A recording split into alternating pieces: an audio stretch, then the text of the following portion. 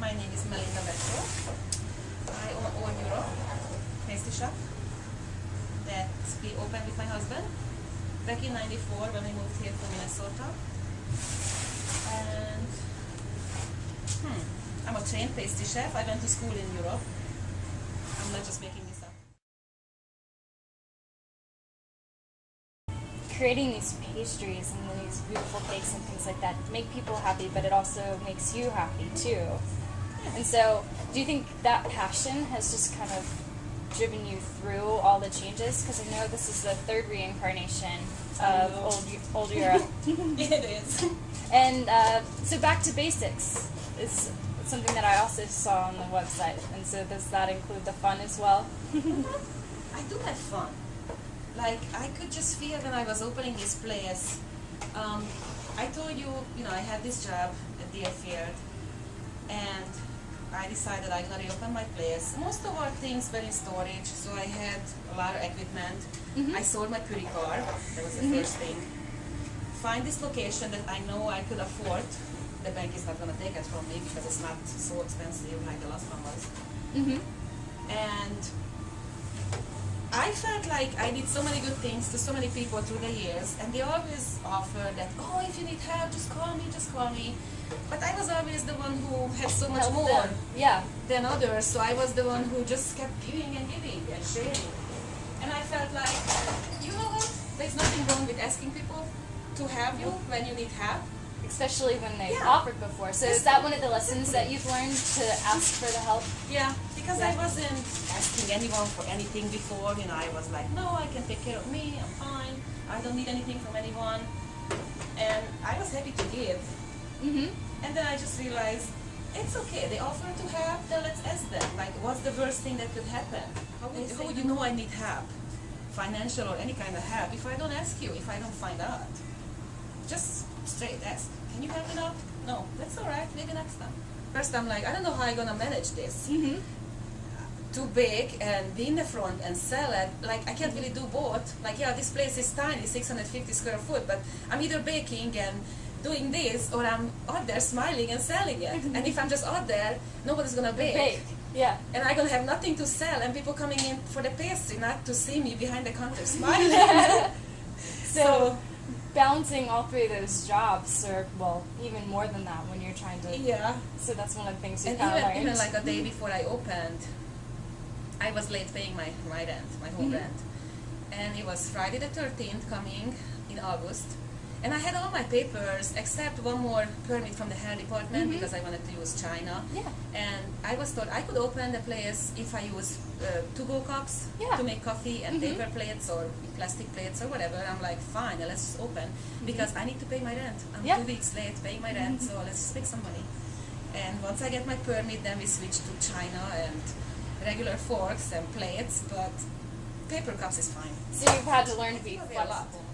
It's the best advertise. We send boxes and boxes to offices and BB&T building, anywhere. Like the first thing we did, I think before we opened the door, I made some black diamonds. Everyone missed the black diamonds. It's like 2 chocolate cake layers with dark chocolate cream in the middle. Sounds like something and people would miss. And then dipped in chocolate individually, so it's a lot of chocolate. Oh, it's yummy.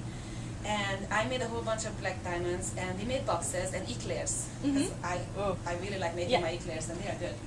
And we took boxes to all the other restaurants around town, to the Lab, Mellow Mushroom, and anywhere where we could just walk by, to the employees who work there.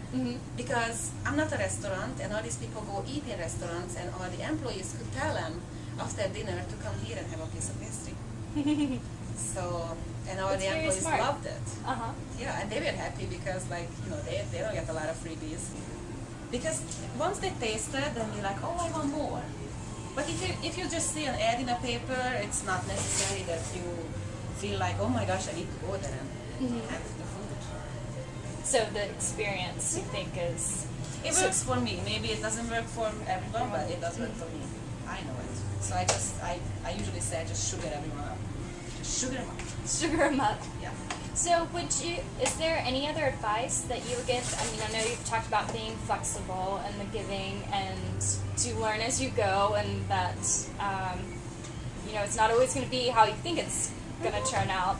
But is there any other advice that you wish someone had given you or that you would give a new entrepreneur? I learned a lot from Z, from my ex-husband, because he was a really business-oriented, and I used to hide behind his back. I was really shy, and I would not even talk to you like this before. No way, even just a few years back. And he was always really outgoing, telling you how it is, not being afraid that what you're gonna think. I was always afraid that, oh, what people gonna think of me if I say this or if I say something stupid. So I was just the quiet one. And now I feel like life is just so short. Even if I say something stupid, if it makes you laugh, fine. Then you had a good day. I don't take me so seriously. And just go talk to people. Be so afraid to say hello or talk to strangers. And everyone has a story. Everyone is so interesting. You know, just people. Yeah. So, and that's probably helped you in opening this business on your own, because this is the first time you've done it on your own. Yes, I really had to get my guts together and find my courage, and I did that. But then I had to go out, talk to people, ask for money. And now I'm just really happy to see anyone and talk to anyone and tell them to come to my place. And I'm not afraid to say anything. Like because I had cancer, as soon as I was recovering, I was the first one in my family. My mom got diagnosed with cancer, fourth stage. She had ovarian cancer, and she fought it for 20 months, and then she passed away. She wasn't even 61, and she was like me. I mean, I'm like her, like strong.